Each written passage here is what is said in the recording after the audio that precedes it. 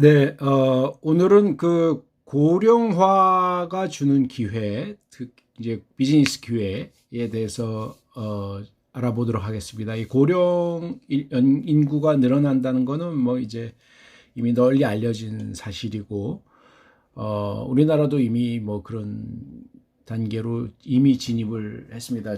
잠시 후에 좀 통계 숫자도 잠시 언급을 할 것이지만, 그런데 거기에 따른 비즈니스 기회도 있고, 뭐, 복지를 누려야 되는 기회도 있고, 노후와 관련된, 정책적인 부분도 있고, 사업 기회도 있고, 비즈니스가 공헌하고 기여할 수 있는 기회도 지금, 있다고 봐야 되겠죠. 어, 이 지금 이제 고령화의 노인 인구층의 증가입니다. 고령화를 이제 대전환이라고 보는데 고령화라는 신대륙 급격한 증가 추세가 새로운 기회를 줄 것이고 또 노인층이 이제 그 늘어나는 층이 우리 한국 사회는 뭐 세계적으로도 마찬가지인데 55년생에서 63년생의 그 우리나라는 여기를 이제 베이비 부머 세대라고 하는데 지금 55년생이 지금 65세를 맞았고 63년생은 아직 60이 안 됐고 50대 후반이고 지금 이 층이 이제 워낙에 베이비 부머로 많이 태어난 층입니다. 그러니까 여기가 지금 이제 노인으로 다 들어가고 이미 들어갔거나 들어가고 있다 이런 겁니다. 이게 세계적으로도 이 연령이 조금 차이는 있지만 이 60년생 전후로 이제 많은 그 신생 인구가 늘었기 때문에 그들이 이제 노인층으로 고령층으로 이제 들어가고 있다 이런 거예요. 이제 수십 년 동안 계속 늘어날 거다. 뭐 성장이 확실시 된다. 2025년에 국민 5명 중 1명은 노인이 된다. 초고령 사회다. 이렇게 보는 거예요. 그래서 2035년은 평균 연령 48세, 중위연령 50세 돌파. 특히 우리는 이제 저출산 때문에 이제 이런 평균이나 중위연령이 뭐 더 높아지는 것이겠지만, 뭐 이제 뭐 이 추세는 뭐 여전 대세를 이제 꺾을 수는 없다. 2020년, 25년부터 초고령 사회라니까 지금 사실 그리 뭐 얼마 남지 않은 거죠. 그 다음에 50년 뒤 초등학교 절반은 노인복지관으로 바꾼다. 뭐 이럴 정도의 예견이 나오는 거죠. 전 세계적으로 보면, 2015년에는 65세 이상을 잡는다면 6억 1,700만 명이었는데 2030년에는 10억 명이 되고 2050년에 16억 명이 됩니다. 뭐 인구수가 뭐 이 고령층의 인구가 어마어마하고 그게 2015년에 8.5%였는데 2050년에 되면 65세 이상이 차지하는 비중이 16.7%로 2배로 증가. 그래서 심지어 대전환이라고 하는 것이 마치 대륙 하나가 바닷속에서 스스로 오르는 것과 같다. 이런 겁니다. 이 고령층에게 필요로 한 부분, 고령층이 소비 주도하고 소비 패턴이 어떤 것이냐에 따라서 비즈니스가 없어지기도 하고 흥하기도 하고 새로운 비즈니스를 요청받기도 하고 고령층의 욕구를 충족 못 시키던 unmet needs, 그러니까 충족 못 시키던 니즈를 발굴하는 게임이 이제 으로 발달할 수도 있죠. 그런 쪽으로 가속화될 소지도 높다고 봅니다. 이거는 지금 뭐 굉장히 큰 기회일 수 있고 뭐 이렇습니다. 기대 수명도 이제 늘어나고 미국인 기대 수명도 이제 미국인 여성 85.5세, 굉장히 높죠. 미국인 남성 82.5세. 일본인은 65세만 넘어서면 89세까지 간다. 뭐 이런 정도의 얘기가 있을 그 정도의 통계 숫자가 잡힐 정도의 것입니다. 치매 노인에 대한 염려도 있고요. 그렇게 되죠. 이게 지금 계속 우리나라 언론 매체에서도 고령 사회에 대한 염려사항, 노인의 우울감, 그다음 삶의 만족도, 행복도가 낮아진 것, 노인층의 빈곤, 가족 해체로 1인 가구가 된다는 것, 사회적 고립, 뭐 이런 문제들이 이제 되는데, 이게 고령층에 대한 1차적인 인식입니다. 그러니까 굉장히 염려하고 문제 해결을 하고 이런 거. 그래서 보건 지출, 복지에 대한 부분이 정책적으로 우선 제일 중요하죠.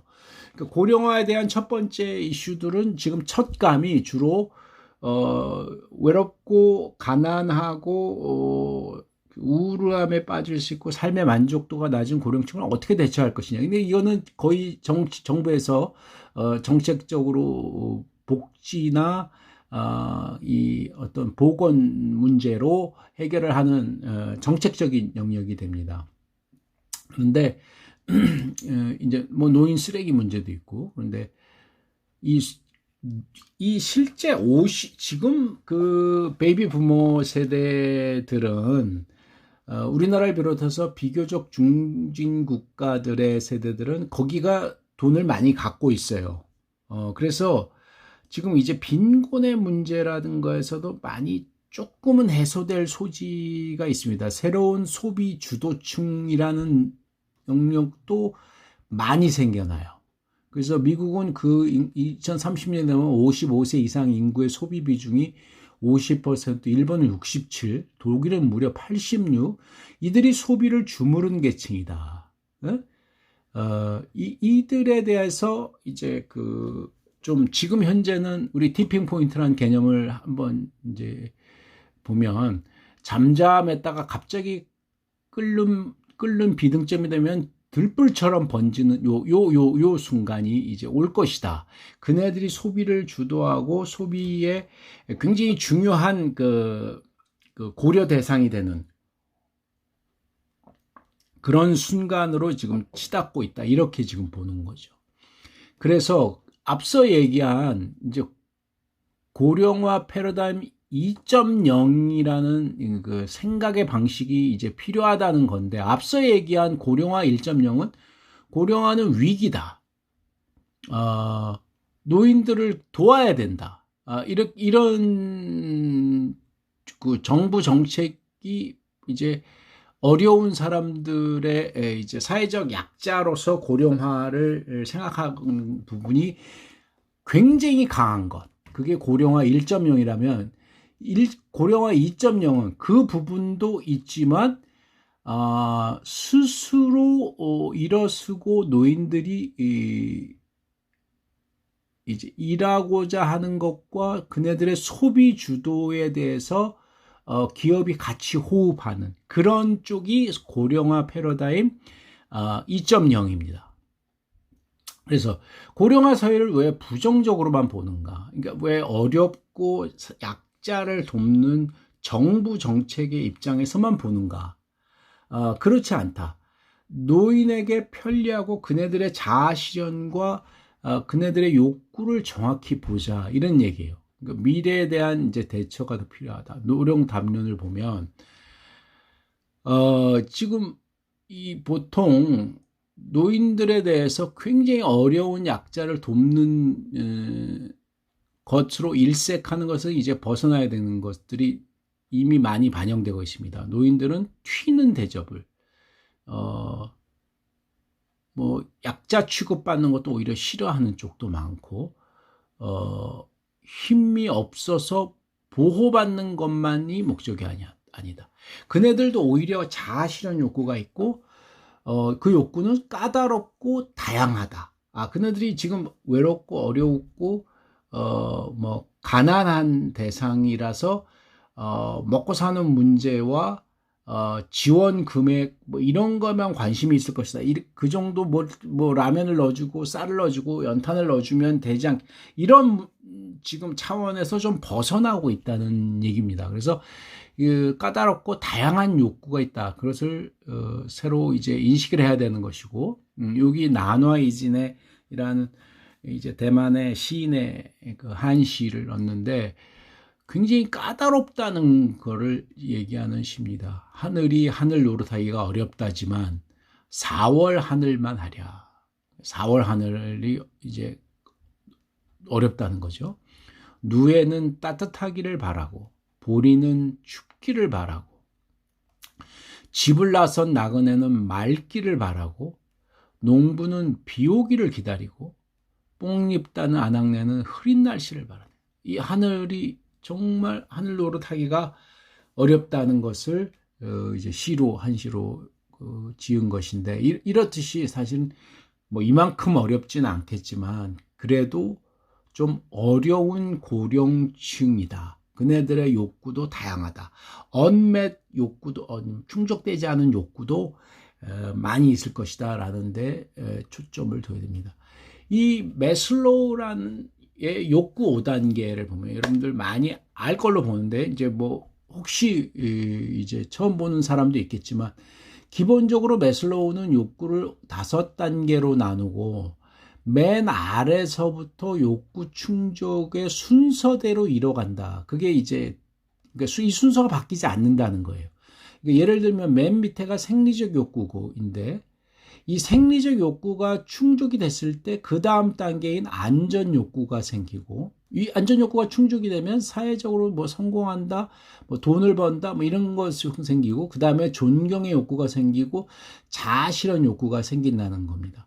그러니까 생리적으로 무력하고 뭔가 힘들고 뭐 이런 것들이 먼저 되어야 된다. 그래서 이 순서를 먼저 충족시키는 것들이 굉장히 중요하다라는 것이 오래전 고전적으로 매슬로우 욕구 단계설이 많이 통용이 됐는데, 실제로 고령화의 최근의 조사와 연구에 의하면 노인층이 안전, 사회적, 생리적 이거에 대한 욕구에 집중할 것 같지만 또 존중과 자아실현 욕구 이런 것들도 어마어마하게 많고, 또 이 밑에 거에는 이미 충족되어 있는 사회층도 늘어나고 있고, 뭐 이런 것이 지금 복합적이다 이런 얘기예요.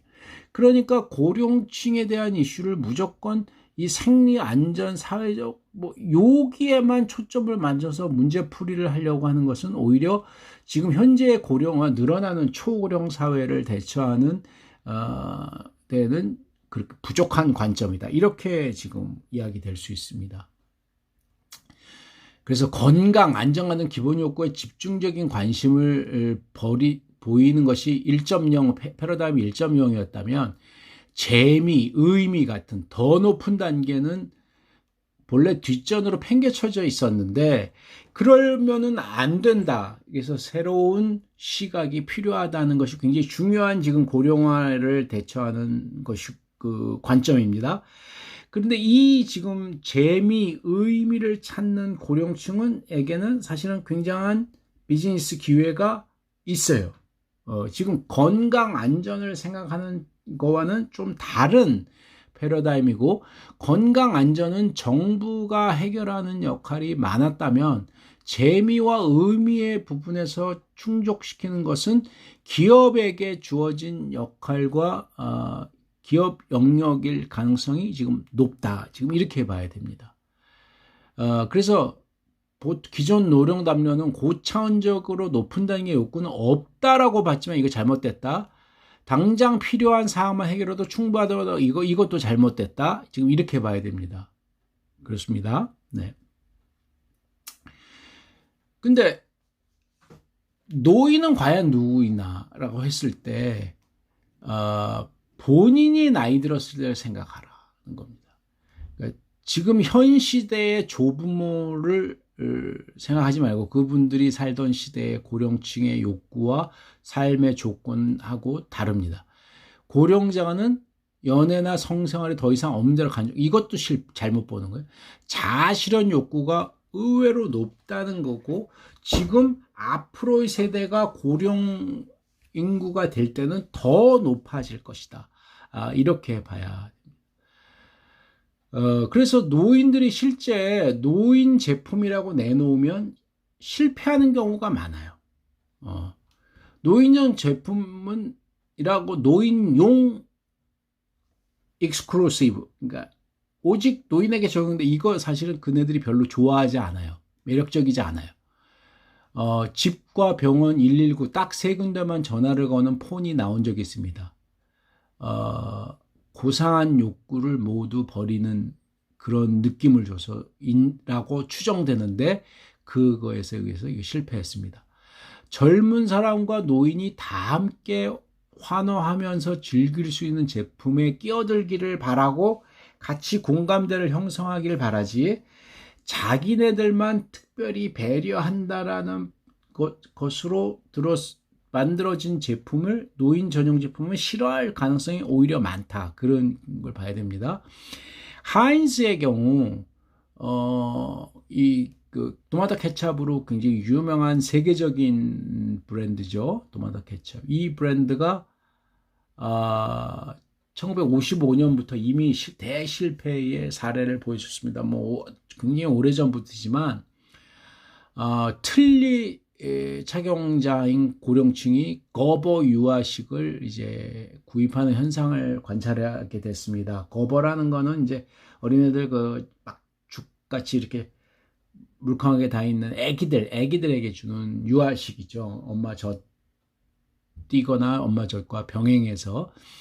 근데 이제 이유는 싸고 먹기 좋기 때문이다. 틀리니까 이제 씹어 먹지도 않는 애기들 식사와 비슷하구나. 그래서 하인즈는 미리 으깨 놓은 영양식을 노인층에 팔면, 그 영양죽 통조림 같이 팔면 되겠구나.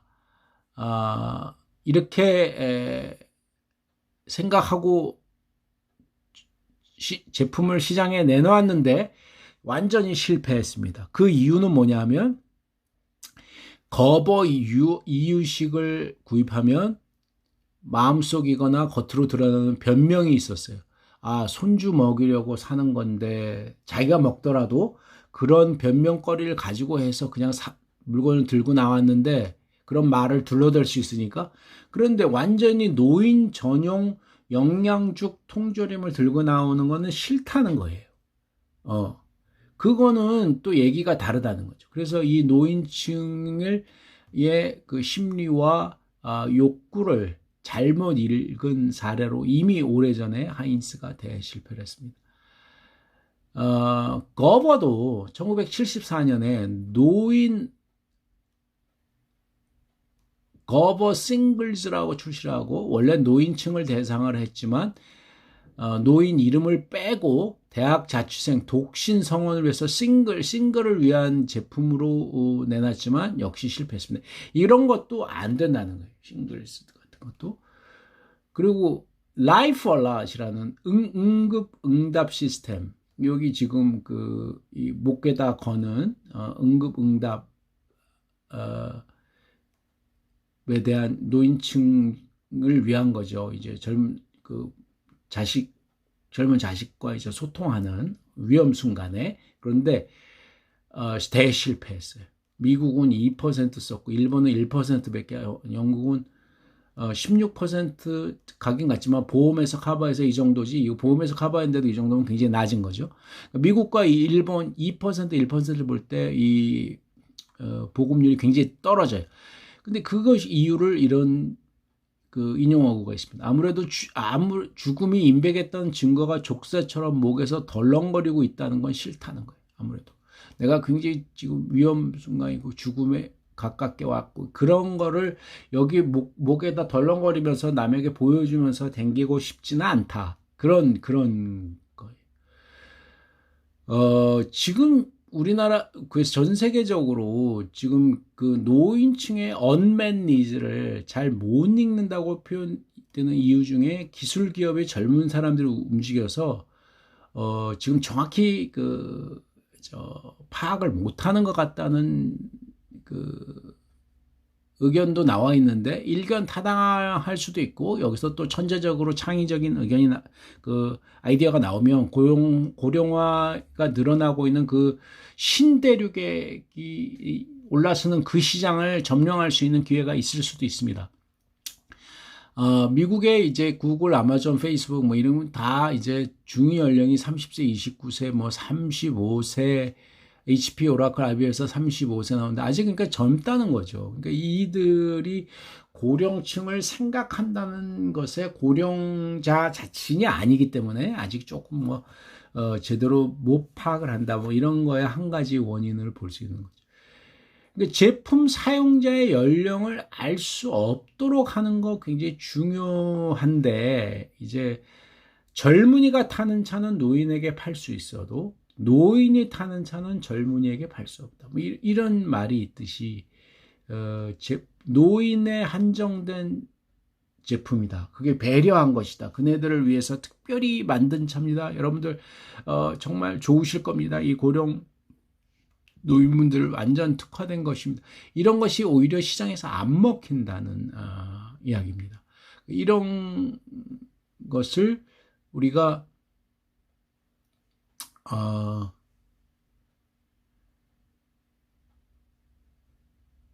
좀 생각을 할 필요가 있어요. 그래서 지금 하여튼 그 고령화 시장이 언맨 니즈를 파악할 수 있는 기초적인 스토리를 먼저 얘기했습니다만 여기 지금 강의 동영상 잠시 시간이 너무 길어진 동영상 하면 이제 뭐 보기도 어렵고 우리가 업로드하는 것도 어렵고 그러니까 잠시 여기서 끊고 다시 이어가는 걸로 하겠습니다. 이번 동영상 강의는 이것으로 마칩니다.